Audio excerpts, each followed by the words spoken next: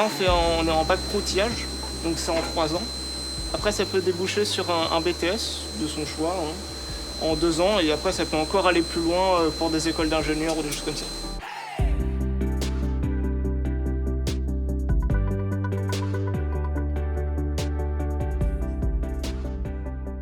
Allez, pars sur celui-là, là. Tac. Si jamais il y a quelque chose, tant pis, on l'efface. Allez, c'est un profil tout bête. Hop, celui-là, tu l'effaces. Shift F5, effacement. Et après, derrière, il faut aller chercher les coordonnées sur la base informatique. D'accord.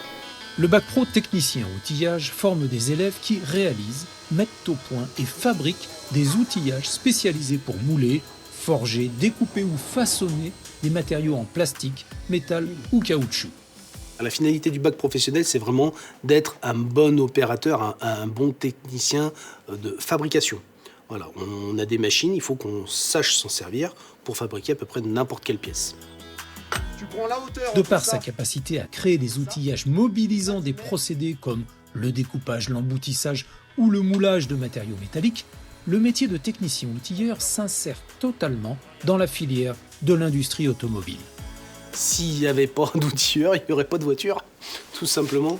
Parce que pour fabriquer un moteur, on a besoin d'un carter et on a besoin d'un moule pour fabriquer le carter. Et ce moule, c'est en outillage qu'il est fabriqué. Le technicien doit maîtriser les nouvelles techniques de définition et de fabrication des produits. CFAO, logiciel spécialisé, machine à commande numérique, électro-érosion, etc.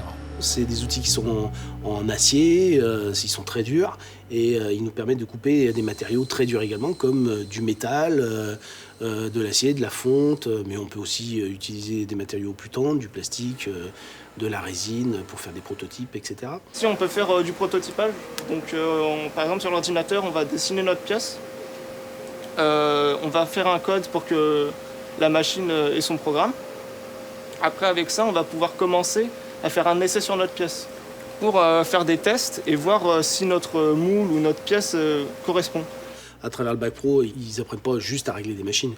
Il faut encore qu'ils contrôlent le travail qu'ils fabriquent. C'est-à-dire que dessiner une pièce, préparer une fabrication, donc on a montré des simulations d'usinage, régler une machine, préparer des outillages, lancer un usinage, c'est bien, mais il faut être aussi capable de contrôler ce qu'on fabrique. Donc on a besoin de vérifier souvent nos pièces pour qu'elles soient bien précises et qu'on garantisse en fait une qualité sur les pièces qui vont être produites derrière. Ce technicien doit faire preuve de rigueur, de créativité et de précision. Il y a peu de techniciens qualifiés dans ce domaine d'activité, c'est donc un métier très recherché. Les entreprises, elles recherchent beaucoup. Il y a très peu d'outilleurs qui sortent des écoles. On sort de l'école, on a forcément une entreprise qu'on a trouvée en stage, par exemple, qui nous dit on vous prend si vous êtes bon. Avec un bon dossier et une mention à l'examen, il est possible d'envisager un BTS ou un DUT dans le domaine industriel. Si on veut correspondre aux attentes du patron, faut bien apprendre, faut bien suivre et avec les compétences qu'on apprend ici, on est capable d'avoir un bon boulot et une vie assez sympathique.